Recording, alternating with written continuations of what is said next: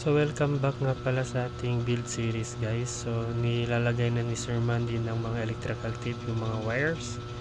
And so anyway, bumili nga pala ako ng ganitong filter. Ayan, kulay blue. Then yung step nut or apakan, may rubber na din na pro taper. Mumurahin lang din. And nakabili na rin ako ng mga switches niya guys. Ayan, dito rin sa kabila na palitan na rin natin ang mga switch. Alright, high and low and left and right na signal light. Then yung seat cover nga pala guys is napalitan na rin natin ng APR na kulay red.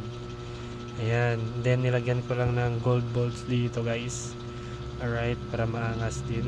So itong shock naman guys is ordinary lang. Ayan, mumurahin lang siya. So hindi pa namin na-test yung play nito kung maganda ba. Ayan. Ayan guys, bumili na rin ako ng battery kasi ipapa-under namin itong motor gamit ang starter. Ayan. So i-check namin kung okay pa ba yung kanyang starter motor or kanyang starter relay.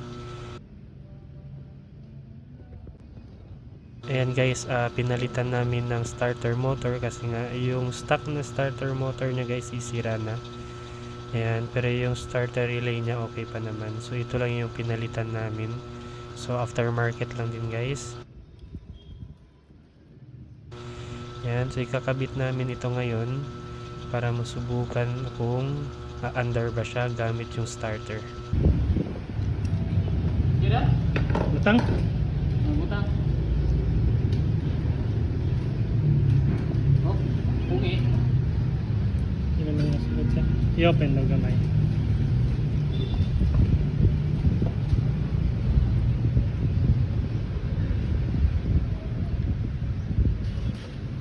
Wala nang kukusog kayo sir. Sige daw. Agoy! Sana all. Kusog kaya yung starter, yung motor sir. So kung nakikita nyo guys, umandar na yung ating Smash 115. Ayan, so hinihigpitan na lang ni Sir Mandy yung ating starter motor. I-check pa namin kung ano-ano pa yung mga kailangan naming palitan dito. Alright. Ha? Kaya na ni? Ay.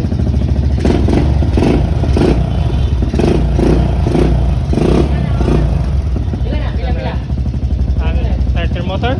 1.3 1.360 1.360 Kanawa guys, ganito na ko. And this one? Orang magkatong ano, katong ulo TV na. Right.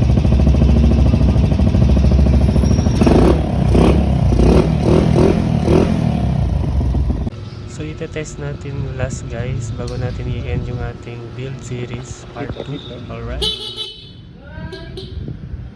Ayan yung switch. Ilisan ako ng switch.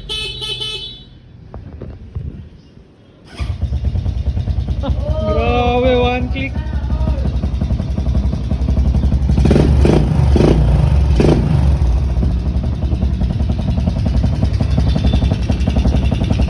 So see you on my next vlog sa part 3 ng ating build series Smash 115. Alright.